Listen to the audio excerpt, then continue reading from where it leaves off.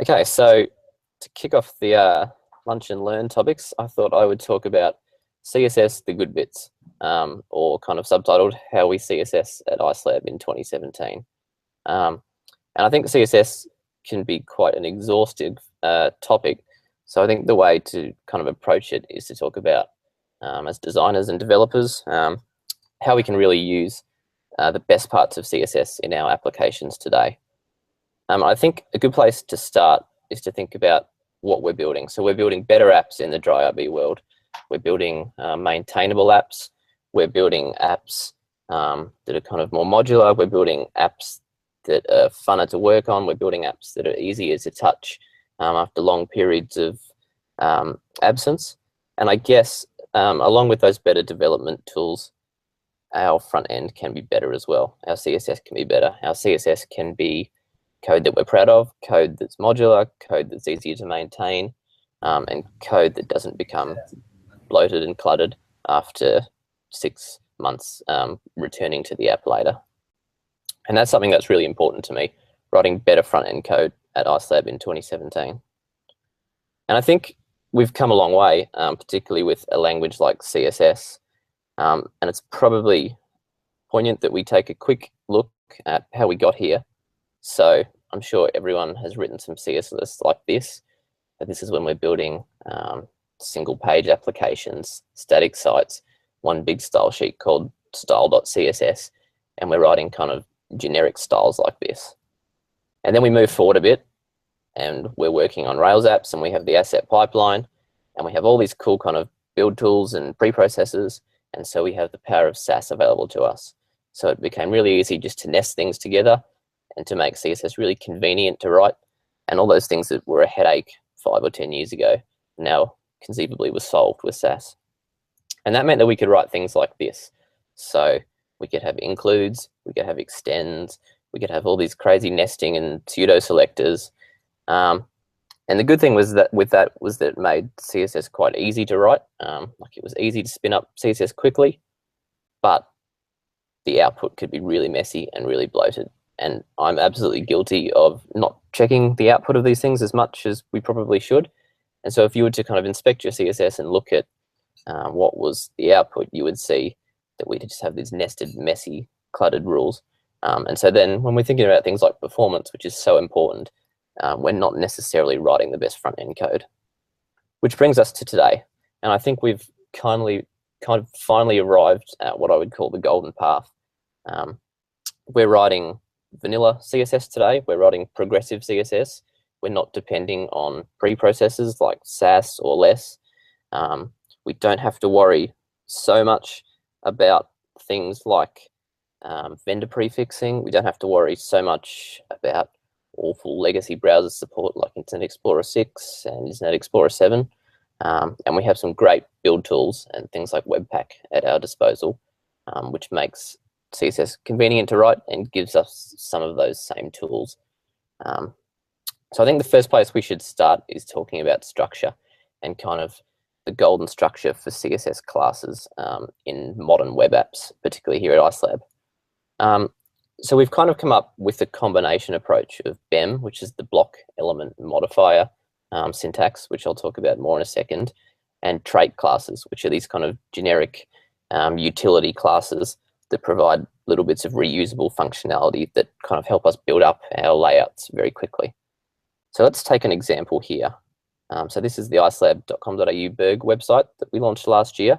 And so I think this is the perfect example of how we're using a combination of these two styles.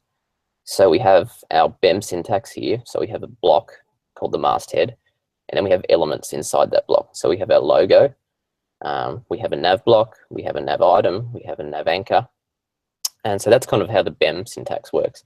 And then throughout that, we also have a bunch of these trait classes in place. So if you have a look here, we have things like MX auto, which is margin on the x-axis, and auto. So on the right here, you can see that that's setting the margin left and the margin right to auto, which in fun CSS world means that element is being centered. We have some other great things here like flex Y center. So we're using Flexbox, which I'll talk a bit more about soon, to do some vertical centering of the elements in that masthead. So the logo and the nav items are vertically centered.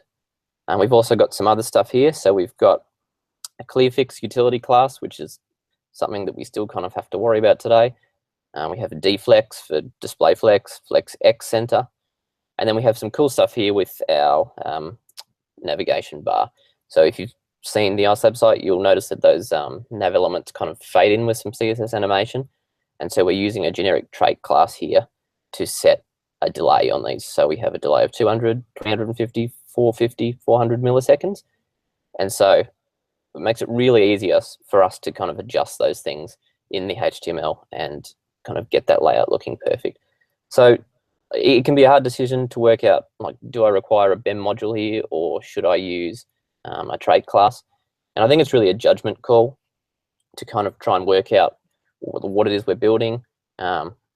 I like to use these kind of generic trait classes if they're very obvious. So you want to be able to look at the markup here and think, well, it's really obvious what I'm getting out of these traits. And if that's something that you can achieve, then I think using a generic trait class is perfect. But it should always be combined with your kind of BEM modules as well. So the structure of our CSS in Webpack World, which we're using in all our modern apps, we have these explicit kind of encapsulated components, and these components include our CSS and our JavaScript and any assets, for example, sprites or fonts or that sort of thing. And so we have these kind of encapsulated components for each of kind of the areas or the various sections or blocks of the website. And this makes it really easy to kind of get an overview of what we're doing, but also to maintain things. So when we come back and we're touching our assets, we can find exactly the section we want. We can map that exactly to a block, and we can kind of really easily maintain that code, which is super important. The next point that I want to really quickly touch on is responsiveness. Responsive CSS has kind of been all the rage for the last 5 or 6 years. And I think when it first started, it was kind of a nicety, a nice optional extra. And I think these days in 2017, everything we should be building should be responsive. And that doesn't just mean, you know, it should look good on the desktop and it should look good on the phone. I think that means we should always have in the back of our heads that everything we're building is fluid. And people are going to be looking at these things on different screen sizes, different devices, different pixel ratios, different DPI. They might be looking at it on a fridge, whatever it is. We should be conscious that the way we're building our apps is with fluidity and thinking about how we're presenting information at various screen sizes and devices, because that kind of ecosystem of screen sizes is only going to increase. And now I thought I'd jump into some quick code things. So these are the CSS, the good bits, the things that we don't have to worry about anymore, and the things that we can do today to make writing CSS better. So no more bad box model. In the early days, the CSS spec defined the box model, which was called content box. So if you were to spin up a document and you were to write something like this with a box that's 200 pixels wide, you would expect that that box would be 200 pixels wide. If you were trying to nest that box in a container that was 200 pixels wide, you'd expect it to sit in there nicely. But if you were then to add 20 pixels of padding to the top, left, bottom, and right, and a border to each side, you then have a box that is actually 242 pixels wide. So that's 20 pixels of padding on the left, 20 pixels of padding on the right, 1 pixel border on the left, and 1 pixel border on the right. So the sort of maths you have to work out in your head to build a simple 2-column layout could get ridiculous. But not anymore. Today we have an alternate box model called border box. And so that's a redefinition of the box model, which means that things like padding and borders are included in the width. So this box is 200 pixels wide and the padding and the borders are included within it. So the box is actually 200 pixels wide, exactly as we'd expect. The next point I'd like to touch on is REM or REM units for everything. So I know that's something that we've touched on in the past, particularly in regards to font size. And I think it's quite important that we start using REM units for nearly everything. So what's in a REM unit? The HTML font size by default is 16 pixels. So if you would just start typing text into a browser, 16 pixels is kind of the vanilla default. So to use REM sizing, what we do is we set the HTML font size to 62.5%. And that might seem like an arbitrary number, but the reason for that is, if you have a look at the comment here, 16 times 0.625 equals 10 pixels. So we've now reset the default font size to 10 pixels. So what that means is we can start using rems everywhere. So we have a font size of 2 rem, some padding, 4 and 5 rem, and a margin top of 2 rem. So if you have a look at the comments there, that means that our font size is 20 pixels, our padding is 40 and 50 pixels respectively, and our margin top is 20 pixels. So that seems well and good, but what's the win that we get here? So the win is something like this. If we were to define a breakpoint class on the HTML element, for example, breakpoint phone, we could reset the font size to 50%. So now 8 pixels is our default. So everything in our layout now scales proportionally. So by changing that one root element or root EM, we can scale our entire layout, font size, padding, margin, etc., and have our layout nicely collapse. So I said that we should be using rem units for everything. I think there's a slight caveat there. In my experience, there's a few places where fixed units are still best. So things like borders, keylines, things that are 1 pixel thick, you don't want any ambiguity around that. A keyline should always be 1 pixel thick. There's no such thing as 0.6 pixels. That's just going to cause you layout headaches.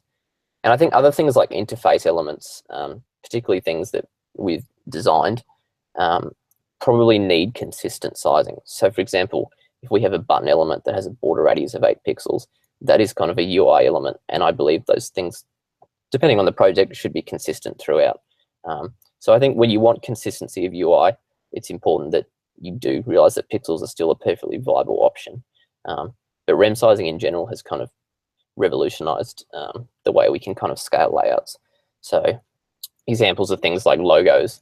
So we can set the background size to 100%, and then we can just use our rem sizing to slowly shrink the logo down.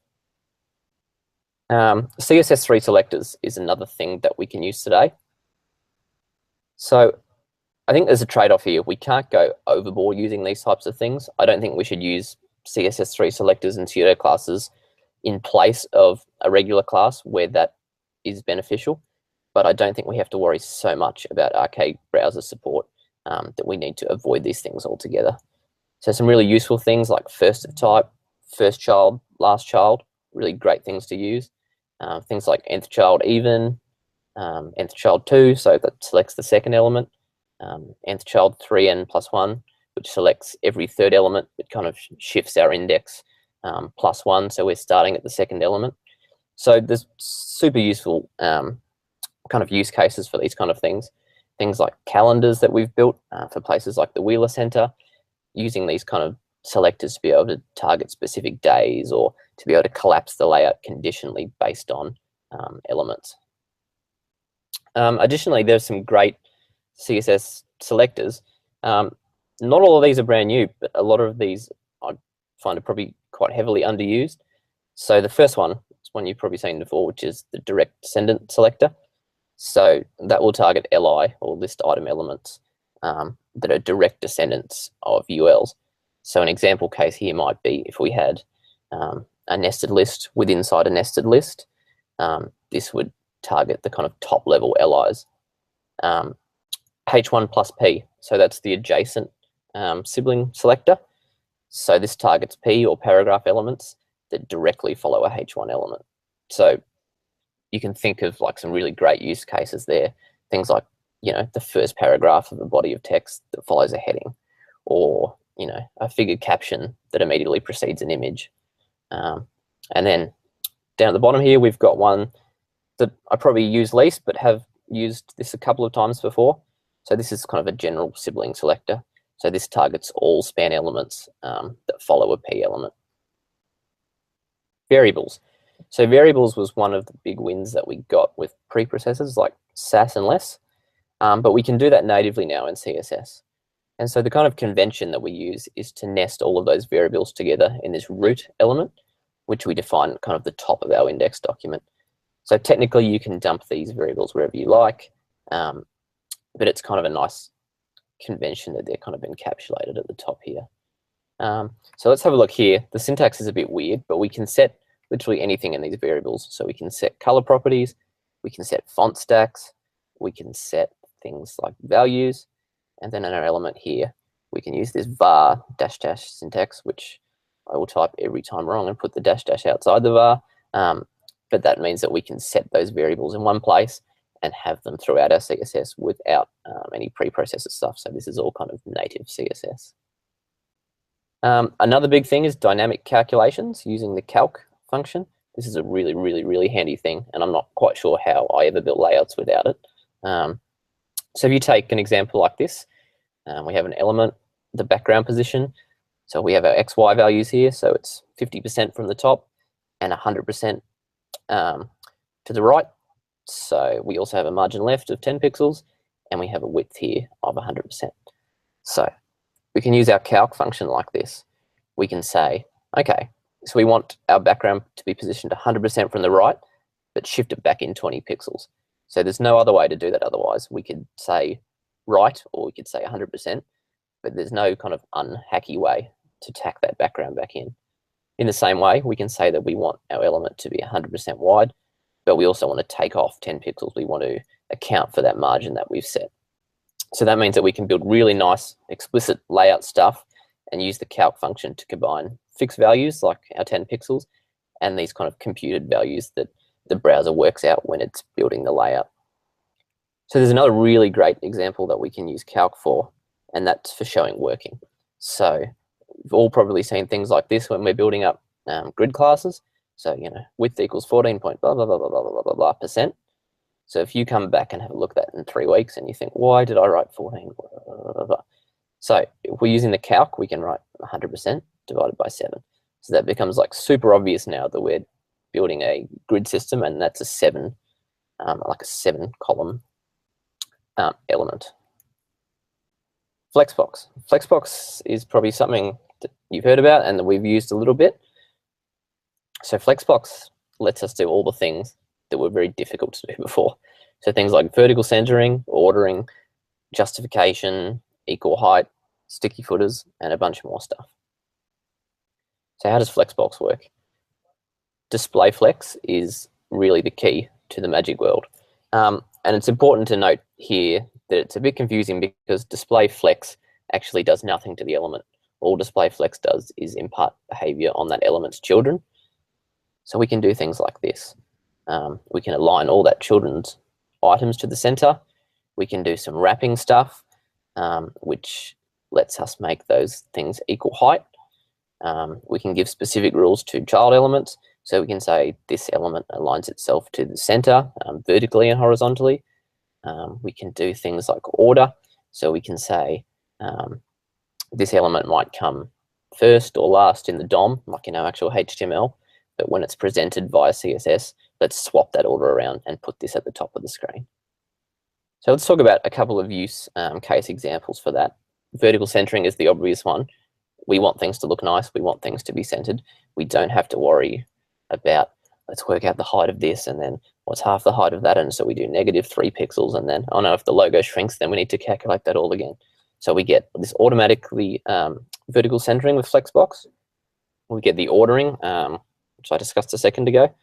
So a really great use case that I used recently for that is the contact information at the bottom of the Icelab site. So in the DOM, we have our contact information and we have our big kind of navigation bar.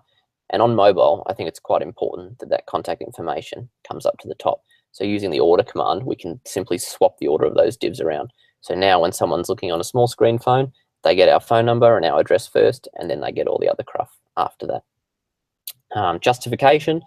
So we can have 6 elements, 7 elements, 8 elements in a line, and we can have them equally widthed, equally spaced, equal height. So have you ever had 2 divs next to each other and tried to truncate or clip the content so that they're the same height, or fake the padding on one of them so that they're the same height? We don't need to do that anymore. So with flex wrapping, we can set that property and have those things be the same height regardless of the content. Sticky footers. So we can pin a footer to the bottom of the page if that page is super short, and a whole bunch of other things. So Flexbox could really be its whole own discussion, and the syntax for Flexbox is super confusing. Like, it feels to me like they sort of said, we have all these voids in CSS, let's write a syntax that takes care of absolutely everything. And so It's not particularly intuitive, but we've got some great guides and some great cheat sheets that I found that I can share, and I can kind of compile a list of some of the most useful bits. So those kind of trait classes that we talked about earlier, I've built up a list of some of the really useful ones. So flex X center, flex Y center, flex sticky, flex equal height. So that's something that we should be using as a utility class in all our apps going forward. Scope groups is another great concept. Not using too much CSS magic, but just a nice kind of idea. So a really cool example of this is something like body copy. So what we're doing here is we're defining a whole bunch of styles that might be useful when we're writing body copy.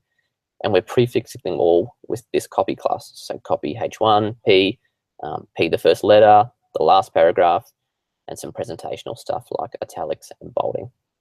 And what that means is when we're writing body copy, we can give the parent element this copy class, and then we can start building up our body copy without having to worry about things like CSS classes, or how our reset style sheet is going to interfere with that, or setting some sort of higher level P and strong and EM tags, and then having to worry about, oh, what if there are other places where our first letter of a paragraph is now enormous. So it's kind of building up these scoped encapsulated areas where we can define style that then makes it super easy to write kind of vanilla selectors and have them take effect. Accessibility is another really important topic, I think. Accessibility is something that we should be really particularly focusing on in 2017, particularly because we do a lot of .gov work. So we have some really great utility classes now for helping us with accessibility type things. So this hide visually is a technique that I've found myself using again and again and again. So there was once a time where you could hide something on the screen by setting its text indent to negative 999.99 pixels. And what's happened with that technique is that as screens have got bigger, people have kind of realized that 99999 is probably not always going to be outside the bounds of a screen. So these kind of new techniques have come into play. And there's this really great one which uses a whole bunch of weird CSS, including this clip technique. And what that does is let us define content and then hide that visually. So a screen reader, when it's traversing the page, will still see that content, but it won't be visualized on the screen. So if you were to use the display none, which is kind of a standard way of hiding something, a screen reader will ignore that because it also believes that that should be hidden. But using this hidden visually utility class, we can have things announced to screen readers. So this is how I tend to kind of structure my markup today, so that we're really paying attention to accessibility. So this is kind of a little snippet for showing a Twitter bird and an email icon for contact information.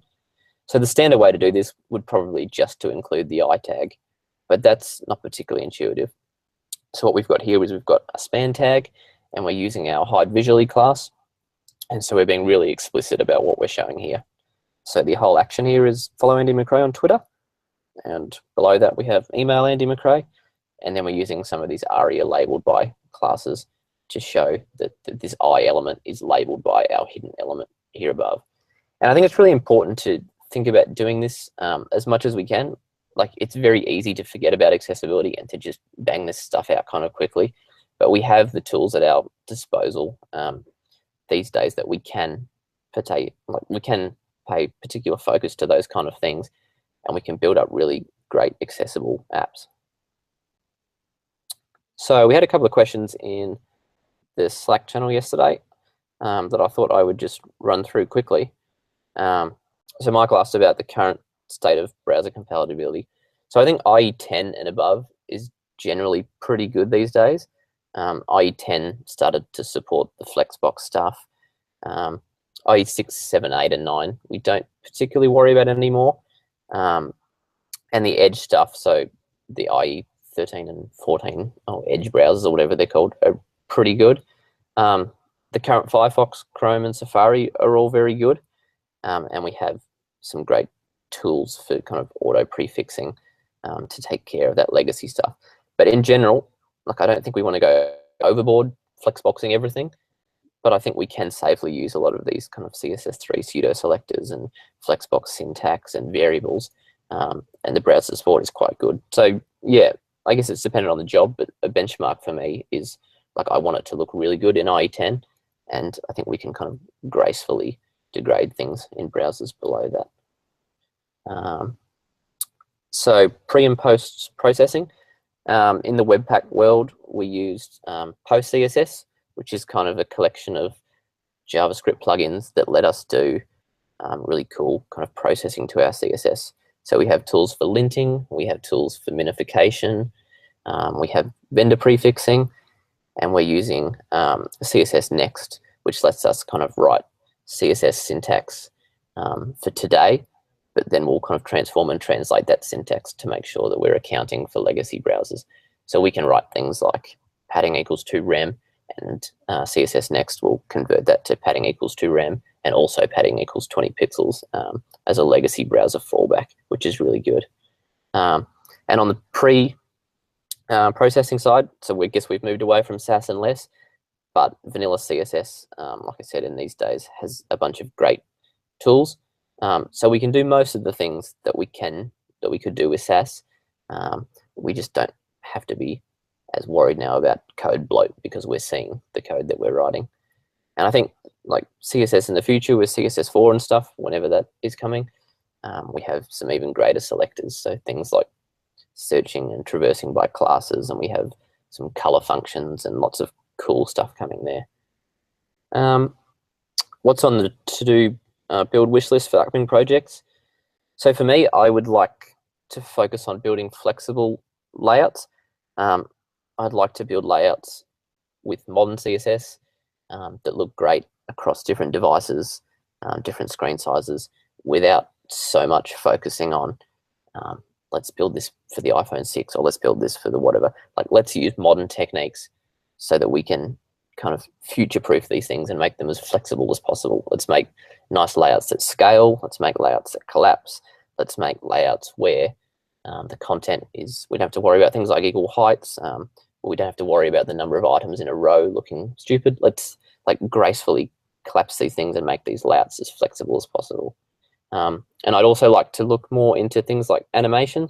So like CSS animation is pretty powerful these days. And I think we kind of touch the surface of it in some of our apps, but I think we can employ more kind of animation and transition techniques just to make our apps feel really fast. So things like page transitions and fade-ins and things like that the browsers can do in this day and age. Frameworks. So I think when we were using Sass, it was easy to do things like grid framework systems because we could kind of pull those plugins in really easily. And I think there's still use cases for that in this day and age. But I think as a company, we've defined a great set of kind of utility classes and grid classes. And we've kind of rolled enough of our own stuff that for most of the things we build, we can kind of tap into those things. So I don't think we necessarily need to worry about kind of your 12-col layout type things so much anymore. Probably there are still use cases where a framework is going to give us some benefit, but for the most part, I think kind of rolling our own stuff and our rolled own library is strong enough that we have those kind of tools at our disposal. If I could read one book to nut up on modern CSS, I guess it's changing so rapidly, but I still think the Book Apart series are great. So they've got some great CSS3 books, responsive design books, and they've also got some books on things like writing SVGs for the web and that sort of thing. So I think they've got a great front-end bundle of CSS front-endy books. Some of that, which I think is in our Icelab library at the moment, but they're definitely books I'd recommend reading and owning. And also they look cool on the shelf with the spines lined up. You can find me on Slack at Andy. You can find me there in the real world. Thank you very much.